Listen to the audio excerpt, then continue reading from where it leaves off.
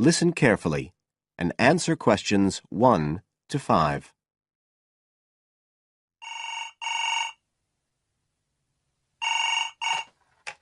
Hello? Oh, hello. I'm ringing about the advertisement in yesterday's newspaper. The one for the bookcases. Can you tell me if they're still available? We've sold one, but we still have two available. Right. Can you tell me a bit about them? Sure. What do you want to know? Well, I'm looking for something to fit in my study. Well, I'm not too worried about the height, but the width's quite important. Can you tell me how wide each of them is? They're both exactly the same size. Let me see, I've got the details written down somewhere. Yes, so they're both 75 centimetres wide and 180 centimetres high. Okay, fine. That should fit in okay. And I don't want anything that looks too severe. Not made of metal, for example. I was really looking for something made of wood. That's all right. They are, both of them. So, are they both the same price as well? No, the first bookcase is quite a bit cheaper. It's just £15. We paid £60 for it just 5 years ago, so it's very good value. It's in perfectly good condition. Well, they're both in very good condition, in fact. But the first one isn't the same quality as the other one. It's a good, sturdy bookcase. It used to be in my son's room, but it could do with a fresh coat of paint. Oh, it's painted. Yes, it's cream at present. But as I say, you could easily change that if you wanted, to fit in with your colour scheme. Yes, I'd probably paint it white if I got it. Let's see, what else? How many shelves has it got? 6. 2 of them are fixed, and the other 4 are adjustable, so you can shift them up and down according to the sizes of your books. Right, fine. Well, that certainly sounds like a possibility.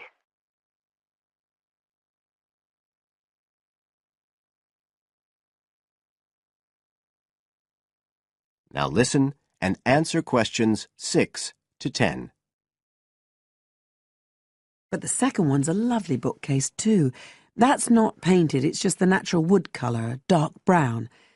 It was my grandmother's, and I think she bought it sometime in the 1930s, so I'd say it must be getting on for 80 years old, so it's very good quality. They don't make them like that nowadays. And you said it's the same dimensions as the first one? Yes, and it's got the 6 shelves, but it also has a cupboard at the bottom that's really useful for keeping odds and ends in. Right. Oh, and I nearly forgot to say, the other thing about it is it's got glass doors, so the books are all kept out of the dust. So it's really good value for the money. I'm really sorry to be selling it, but we just don't have the room for it. So what are you asking for that one? £95. It's quite a bit more, but it's a lovely piece of furniture. A real heirloom. Yes. All the same, it's a lot more than I wanted to pay.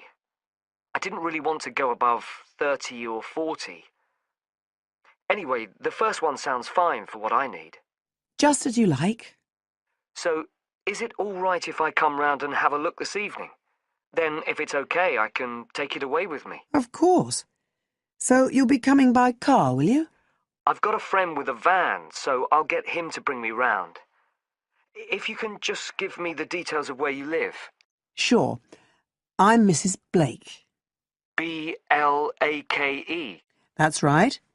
And the address is 41 Oak Rise. That's in Stanton. Okay. So I'll be coming from the town centre. Can you give me an idea of where you are? Yes. You know the road that goes out towards the university? Yes. Well, you take that road and you go on till you get to a roundabout. Go straight on, then Oak Rise is the first road to the right. Out towards the university, past the roundabout, first left. First right. And we're at the end of the road. Got it. So I'll be round at about 7, if that's all right. Oh, and my name's Connor. Connor Field. Fine. I'll see you then, Connor. Goodbye. Goodbye.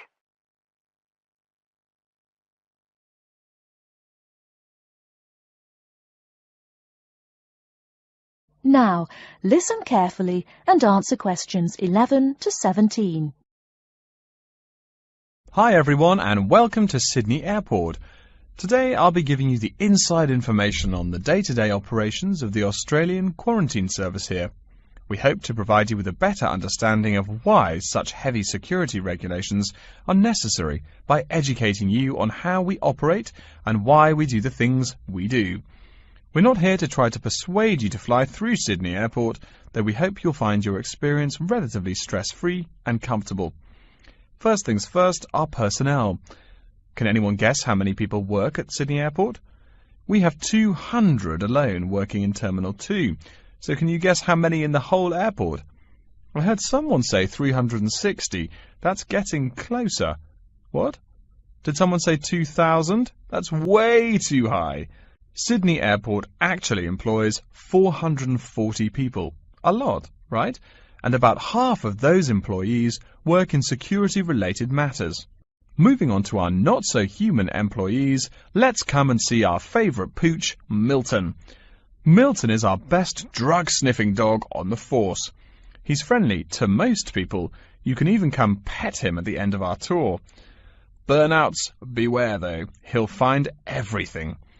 Notice that even though there are so many of us around him, Milton stays quite calm. This is the precise reason he was chosen for the job. Dogs that are chosen are not predisposed to sniff out different narcotics. That's something we teach them already. So here's a part of the airport most people never notice, the cargo transport terminal. This is where packages are shipped to and from.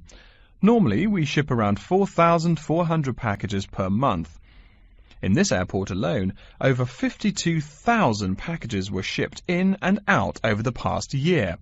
We ship to and from 170 different countries. Not bad, eh? Probably it will go up to over 72,000 packages this year. And despite over 100 flights in and out of here daily, the number of lost or delayed packages is impressively low. If you send your package through here, rest assured we'll get it where it's going. Let's move on to the area most of us are familiar with, the passenger terminals. In order to be allowed into this area, you must pass through security with your ticket and, if you're travelling internationally, your passport. If you're travelling domestically, you just need a legal form of ID. If you don't have those, you will not be allowed to pass through security and board your flight. During the security scan, your carry-on items will be checked for dangerous items such as weapons, sharp objects, and liquids that exceed our specified limit. If you attempt to pass any of the prohibited items on this list posted at the entrance, you are still allowed to board the plane, but you'll be given a warning and your item will be confiscated. Don't worry, we will not arrest you for having too much shampoo in your bag or anything like that. We also search your carry-ons and parcels for any perishable items. We prohibit the transportation of local vegetation and prohibit parcels containing any insects in them. You may or may not have learnt about this in biology class, but when some plants are introduced to a new environment, they spread wildly and wipe out the current species around it. It is important to control the introduction of new plants into an ecosystem, so we must prohibit the transport of any fertile seeds. So what happens to parcels containing possibly suspicious items? It's of course something we do not take lightly here. If an object passes through the scanner that appears suspicious in any way, it is separated out for manual search by a member of our trained security personnel. If an illegal plant or simple sharp object like a pocket knife is found, it is simply disposed of in our biohazard waste containers, and the package itself is returned to the sender, or passenger if it is for a passenger flight. More serious weapons are reported to higher authorities for investigation.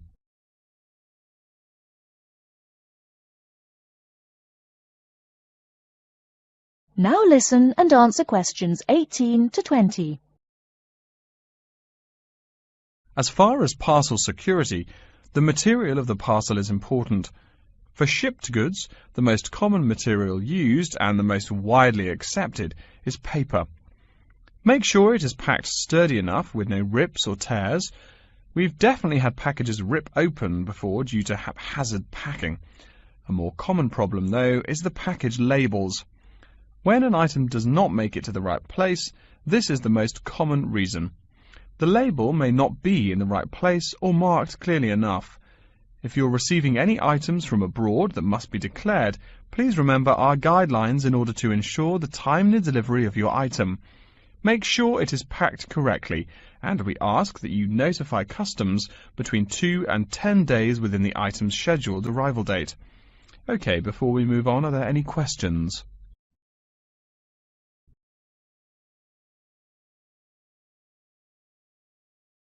Now listen carefully and answer questions 21 to 25. Welcome to Orientation Week. Today I am here with the captain of our school's women's gymnastics team. Her name is Elizabeth Rain, and she is a fourth-year student. I hope you can all see her as an example of a responsible student and athlete, a role model for everyone. Hi, Elizabeth.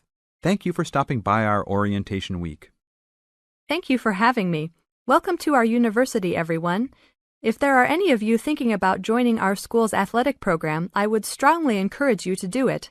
Being a part of the gymnastics team has been one of my best experiences during my time at this school. It has taught me so much about teamwork and friendship, and has even taught me how to improve my academics by prioritizing my time. I have some questions that I am sure the students will want to know the answers to as well. First of all, how did you find the time to do well in classes as well as train for gymnastics? Prioritizing is the key. You must be very organized. Every day I wake up and I know what I must do for the day. I plan things in order of importance. For example, if today I have a competition for gymnastics in the afternoon, then I know I have to finish my homework and studying in the morning. In other words, keeping an organized schedule of your priorities is very important. Can you explain to the students a little bit about your study habits? Well, I usually try to take classes that I'm interested in. This way, I have no excuse not to study because I chose the classes out of my own preference.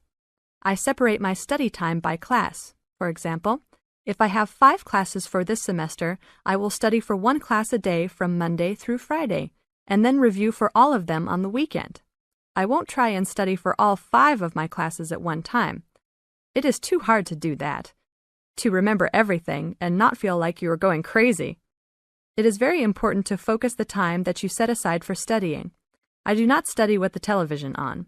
I try to keep away from all distractions, because I find that I learn better that way. But of course, how each individual will study depends on each person.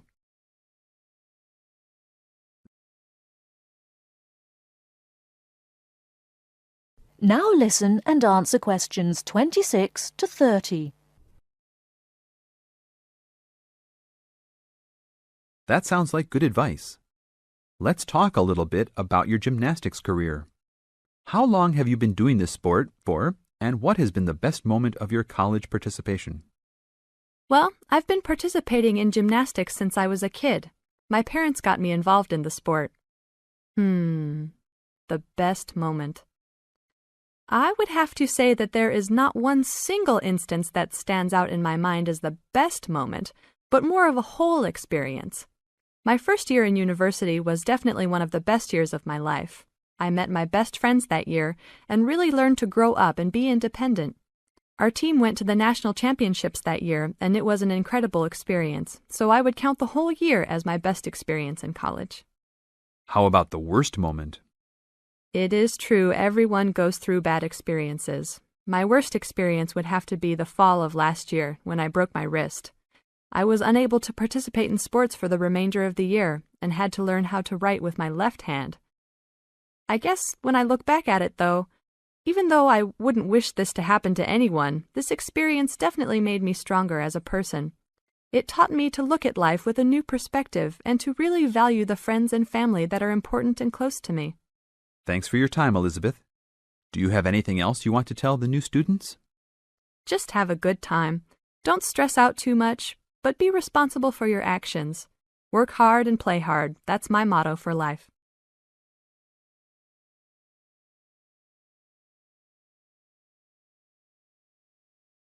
Now listen carefully and answer questions 31 to 40. Good morning. Today we will continue our study of Crocodylus niloticus by talking about its living habits. We've already discussed the evolutionary attributes that set it apart from its crocodile relatives. Does everyone remember that?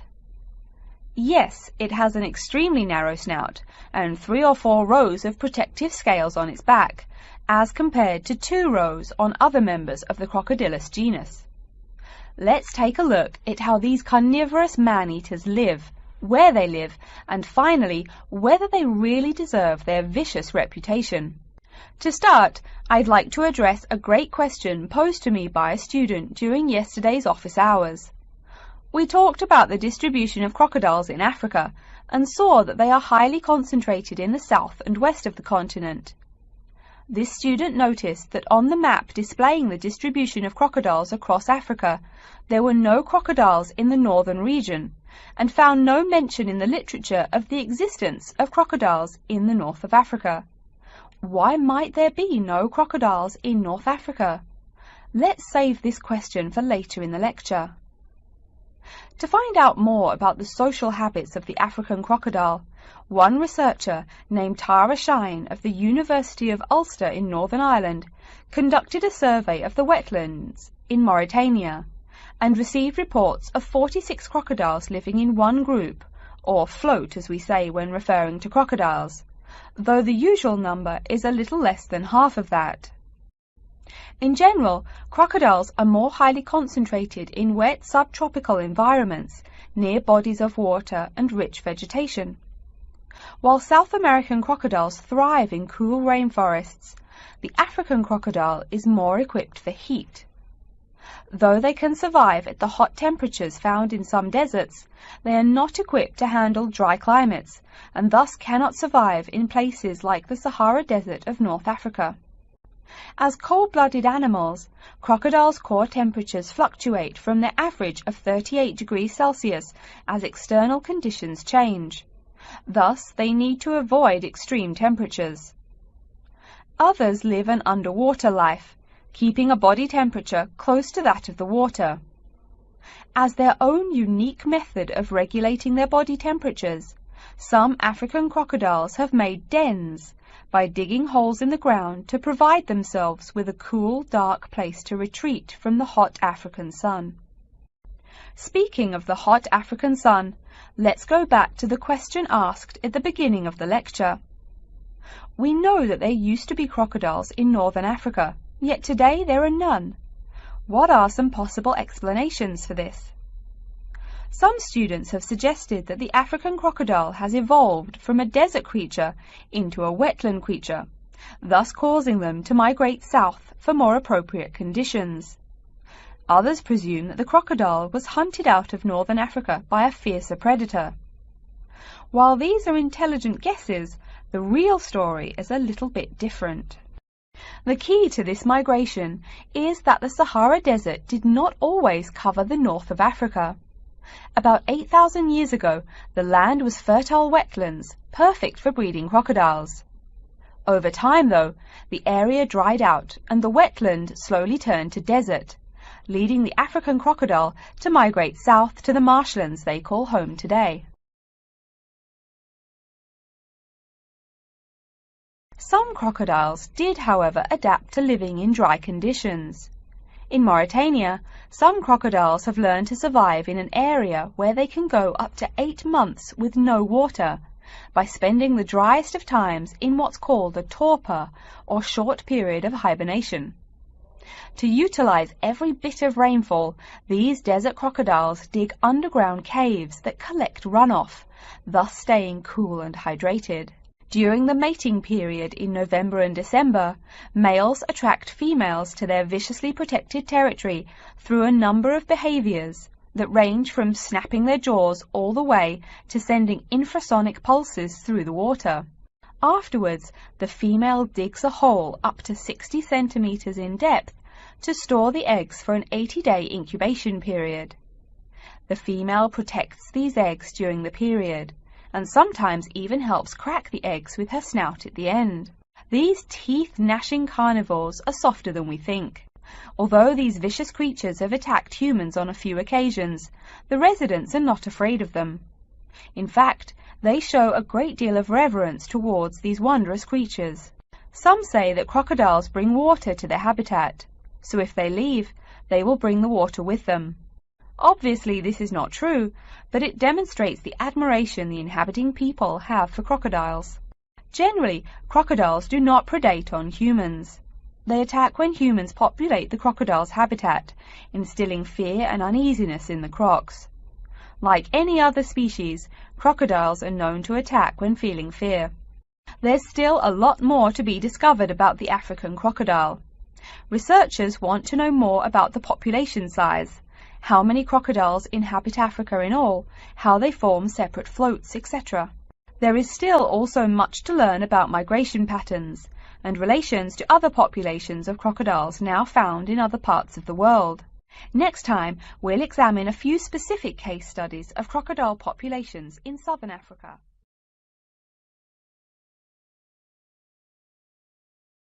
You now have half a minute to check your answers.